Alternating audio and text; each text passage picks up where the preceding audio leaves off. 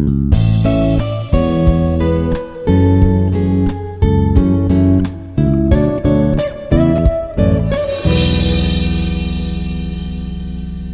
is Dr. R. Obulakonda Reddy, Department of CSE Cybersecurity. Today we will discuss on Introduction to Grid and its evaluations. Now, see here, the evaluation of grid, we can see it generations, first generation, second generation, like that. In the first generation, discussion about that first generation. In the last past decades, the processing speed is very slow. The processing computation is the different things, like provide use computing resources and services. We have to observe the last decade and the present situation. It has to be a lot of changes. So now a decade ago, we have expect one computing needs to be serviced by localized computing platform and infrastructures. We have to maintain with a localized computing platforms and infrastructures. We have to maintain that one. We have to execute our systems in the last decade ago. Coming to this situation has to be a change because of we have the grid environment are there and supercomputing. We have to lot of changes. Now see here, the situation has to be changed. The change has to be cased by among the other factors like take up community computers and network components. We observe the network components and the results are faster and more capable of hardware and increasingly sophisticated softwares. These are all maintained. High performance and computing systems came onto the screen. Now see here these changes has been capability for effective. The thing is effective and efficient. Effective and efficient utilization of widely distributed resources to fulfill range of application needs. So that is the fulfill range of application needs. So this is a important thing. Now see here, a continuation of the first generation things. First generation, the evaluation of the grid. Now the early grid effect started as a project. Projects linked to supercomputing sites. This approach is known as a meta-computing. So early grid effect started as a projects. That project has to be a link with a supercomputing sites. This approach is known as a meta-computing. This meta-computing has to be focused with two things. This meta-computing, first see here now. This meta-computing, the term believed has been CASA project, which is US several. This has to be used at one of several US gigabit test beds, which has developed around 1989, and which is popularizing the Larry Schwartz and NCSA director, former NCSA director Larry Schwartz. He is the popularized the term thereafter. So meta-computing. Now see here, in the early mid 1990s marked the emergence of early meta-computing or grid environments. So meta-computing or grid environments. So these early meta-computing projects were to provide computational resources to range of high performance applications, which has to be solved with a high computational resource to a range of high performance applications. So for doing up this project, to represent projects, that type of technology we have used for FAFNIR, FAFNER, FAFNIR and IARE. These are all the two technologies that was involved in a meta computing or grid environments. Now see the first thing. In the first generation, we have discussed two things, FAFNIRs and IARE. These two will be helpful for a grid computing, meta computing or grid computing. First we'll see what is the FAFNIR. So this is, we before discuss this FAFNIR, we have see the RSA, Revis, Cherny and Adelman. This is a public key encryption. The RSA method, which has to be a public key encryption algorithm, which has to be invented at Metz Laboratory Computer Science in the year 1976 to 1977, which has to be widely used. So, for example, this RSA example is a secure SSL secure socket layer. So, this security RSA is based on the premises that is very difficult to factor extremely. So this is factor extremely large numbers. Very difficult to factor extremely large numbers. So in particular those hundreds of which are having with a hundreds of digits. So to keep these things state of the art factoring, now we have to focus on the state of the art of factoring. The RSA Data Security Inc. initiated the RSA factoring challenge in the March 1991. So initiated the RSA factoring challenge in March 1991. This factoring challenge provides a test bed for a factoring implementations and provide one of the largest collection factoring results from many different experts worldwide. Collecting different experts factoring results from many different experts worldwide. So this is taking challenges. Now see here continuation of this factoring. This is factoring. So here focus on the factoring. Factoring is, it has to be very expansive. Computationally it has to be very expansive. For that reason we have to implementing factoring algorithm has to be developed. Parallel factoring algorithm has to be developed so that factoring can be distributed. Once it has to be writing for the algorithms, it has to be distributed. The algorithm used by trivially parallel and required no communications after the initial setups. Initial setup there is no communication. With this setup, it is possible that many contributors can provide a small part of the larger factoring efforts. And other thing is, early efforts relieved electronic mail to distribute the received factoring code and information. Which has to be through a distributor, distribute electronic mail to a distributor and receive factoring code. This Fafnir was set up to RSA 130. It is the other thing, using a new numerical technique which is called as a NFS, number field sliding. This is the other technique name is called number field sliding. This factoring method using computational web servers.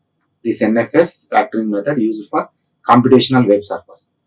The consortium produced with web interfaces to NFS, network field sliding. The contributors then used a web form to invoke server-side common gateway interface. This is CGA, common gateway interface. CGA scripts which has to be written in a parallel. And contributors could from one set of web pages access wide range of support services for striving setup of factorizations.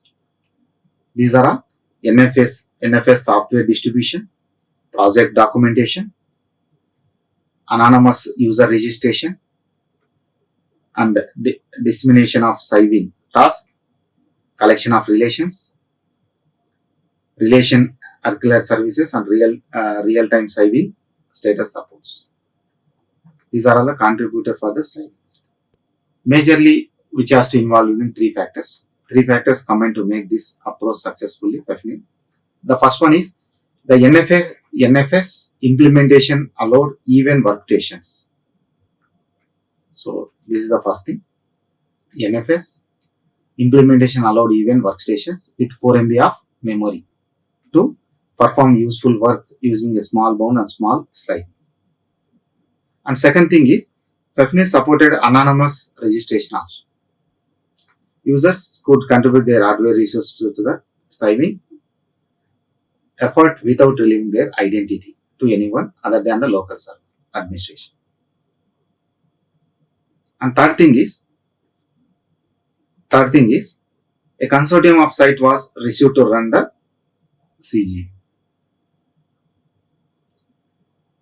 So farming, this is farming hierarchical network of RSA 130 web servers, which reduce the potential administration bottleneck and siving, allowed siving to proceed around the clock with a minimal human interventions. These are all the three factors to make these three approaches that has to help for a Fafnir. And the second thing is IARE. So what is the full form of IARE? Is the information wide area year. This is short form we write as highway. I mean indication to information, wide area year, which is a experimental high performance network, linking many high performance cave. So which has to be linking many high performance cave. So what is the full form of this? Computer advanced virtualization environment, computer and advanced visualization environments. So this highway has this is high performance network which has to be linking many high performance caves. So cave means computer and advanced visualization environments. The highway project was conceived in the early, which has started at 1995 with the idea not to build a network, but it has to be integrating existing with a high bandwidth networks.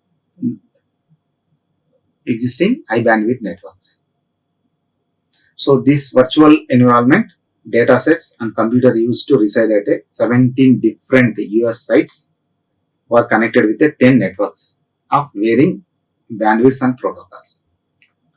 For this, using different routing and switching technologies.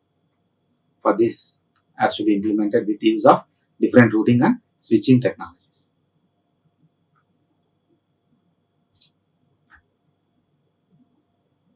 Some points regarding with a highway. The network was based on ATM, asynchronous transfer mode, ATM technology. The network which has to be based on ATM technology. Each site participating in highway run in IPOP server. Each site through highway run on IPOP server. And the other thing is the IPOP server were Unix workstations configured uniformly and processing a standard software environment that is called iSoft. So IPOP servers which has to be used for a software, separate software, a standard software environment called iSoft, which has to be run at a iSoft. And other thing is the highway project developed a resource scheduler known as, this is called CRB, computational resource broker. So project developed with a resource schedule that has to be CRB. So computational resource broker. Another thing is CRB is consisted of user to user CRB and CRB to local scheduler protocols. Computation resource broker has to be user to CRB and CRB to local schedule protocol.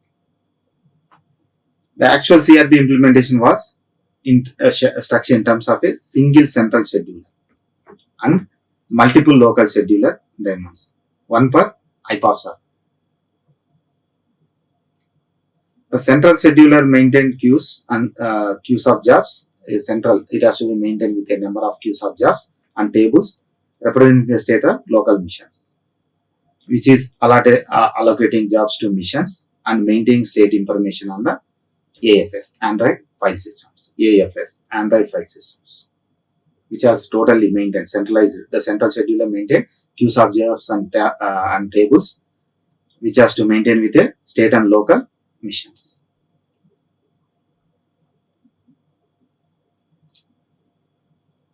In the highway, the IPOP security was handled with a Telnet client modified to use of Kerberos authentication and encryption. The security in IPOP security was handled with a Kerberos authentication and encryption. In addition, this security, the CRB acted as authentication proxy, which has performing subsequent authentication to highway resources and user behavior. And other thing is, with regard to file system, highway used AFS to provide a shared repository for software and scheduler information, which has to share with a repository for software and scheduler information. And the AFS cell was set up and made accessible from only IPOPs. Another thing is, move data between missions in which AFS was unavailable. A version of remote copy was adapted for highway. So the highway will support it to user level tools, that is low level communication libraries, Nexus. Low level library communication library as Nexus. So which is to execute the highway environment. Nexus as adapted to execute the highway environment. And Next as supported automatic configuration mechanism, which is choose the appropriate configuration depending on the technology being used, which is automatic configuration mechanisms that enable it to choose the appropriate configuration depending on the technology being used. So the MPI, the other library is MPI. Here MPI is message passing interface. Other thing is CAVE communications. These were also extended to use NextAs. NextAs will also extended with a MPI as well as a CAVE com. The IARE project was application driven and defines several types of application. One is a supercomputing access to remote resources and virtual reality and video, web and G2 Windows. In the second generation, we observed that in the first generation, we have to discuss up to the point we have to discuss with IARE in a first generation. Now, second generation, it has to be a link number of US national supercomputing centers. So, link a number of US national supercomputing centers. The IARE project successfully achieved this goal in second generation. So, but now it is required to allow the grid to be viewed as a viable distributed infrastructure on a global scale that can support diverse applications requiring large scale computation and data. Now we have observed there are three main issues that has to be confronted. One is that heterogeneity, different thing has to be getting that scalability. Second thing is a scalability. The scalability in the sense that has extended. We have a 100 of system that has to be extended with 1,000. So the scalability here, the issue now. Adaptability. Once the application or system has to be adapted with some particular grid. So these are all the three issues we observe at a second generation of IARE project. IARE system. So in the second generation, requirement and data computation infrastructures are, what are the requirements for the data computation and infrastructures? First thing we have observed with the administrative hierarchy. What is the administrative hierarchy we are following in the second generation? Administrative in the sense that how the determines how the information flows through the grid. From where to where the information is going on. Everything we have to monitor. Everything we have to monitor in the monitor. That is comes under the administrative hierarchy. So in the administrative point of view, we have to observe that the way that each grid environment divides itself to cope with potentially global extent. And it has to be determined how administrative information flow through the grid.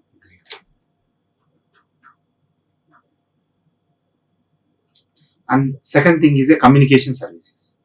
So the communication point of view, it has to be communicated with a point to point, one system, one grid to other system, one grid to other grid, and unreliable to multicasting communication. The communication is the reliable for all.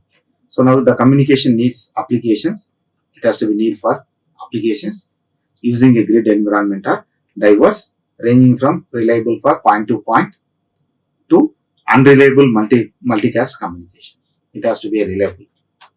And the communication infrastructure need to support protocols that are used for bulk data transport. Sometimes it's required for transferring a bulk data, streaming data, video. We want to send video on grid. It has to be a streaming data, has to be possible. Group of communications like meeting, Google Meet, like a group of data, group communications, and those used by distributed objects. Another thing is network services used to also provide the grid. Network services that also provide the grid with important quality of service, QoS, quality of service. Then parameters such as latency, what is the delay for that, what is the bandwidth for transferring that, reliability, is it reliable or not, fault tolerance, what is the problem for that, and jitter control. So these are all observed at communication services.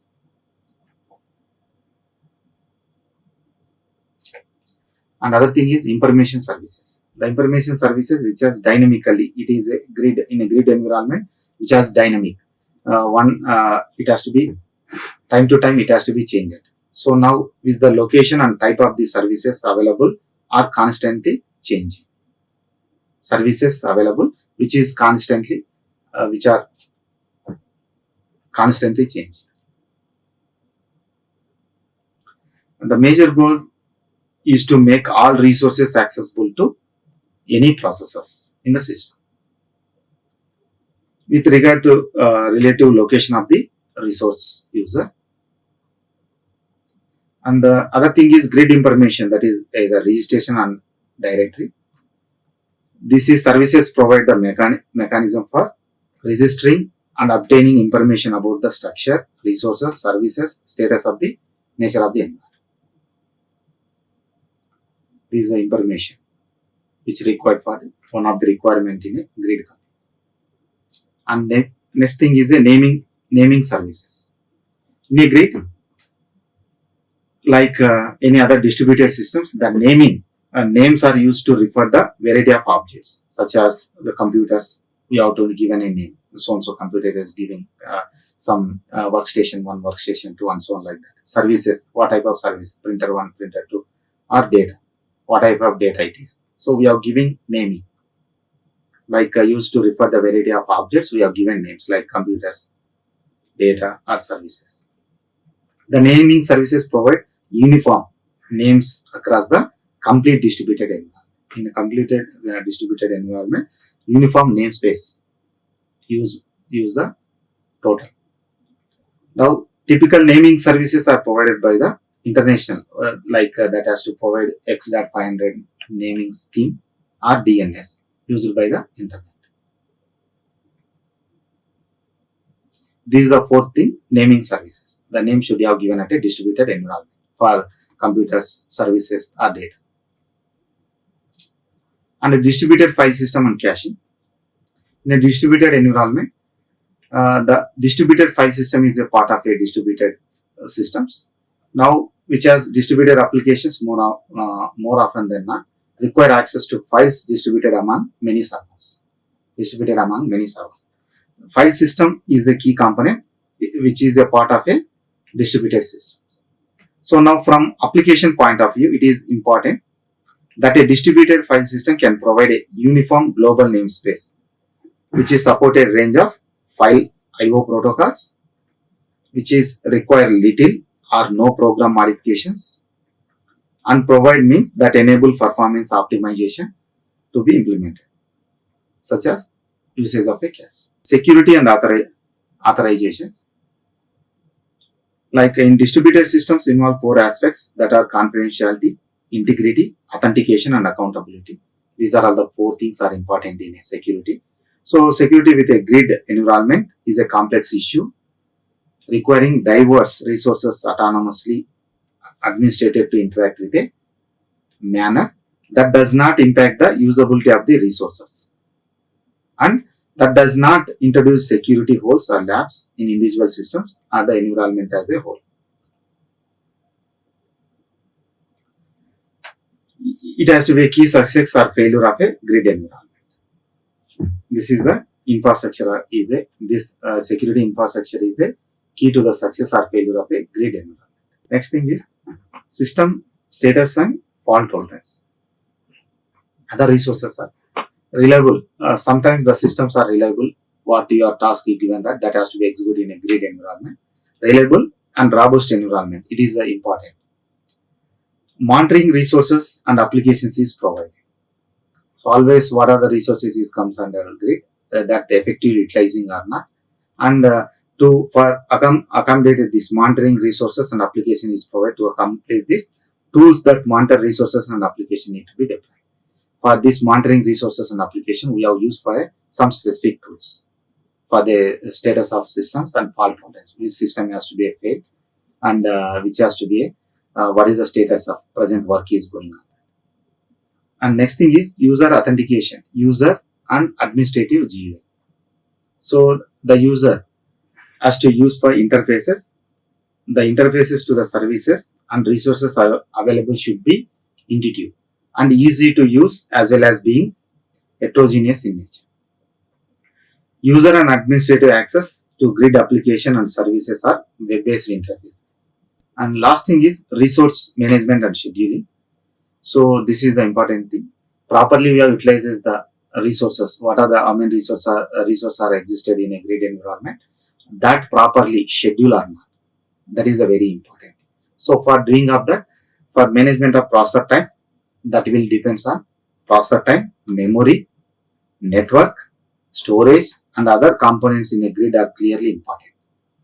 So the overall aim to efficient and effective scheduling of the applications effectively. So properly we have to schedule and scheduling the application that utilize the available resources in a distributed environment. That properly we have distributed properly or not. From user point of view, resource management and scheduling should be transparent, and their interaction, it should be conformed to application submission. And it is important in a grid that resource management and scheduling service can interact with those that can be installed locally. So resource management and scheduling in this thing has to be very important too in a distributed environment. So that has to be a properly distributed or not. So once you are properly distributed, that has to be given for efficient and effective scheduling of the applications. So this is the textbook I have taken for grid computing, making the global infrastructure reality.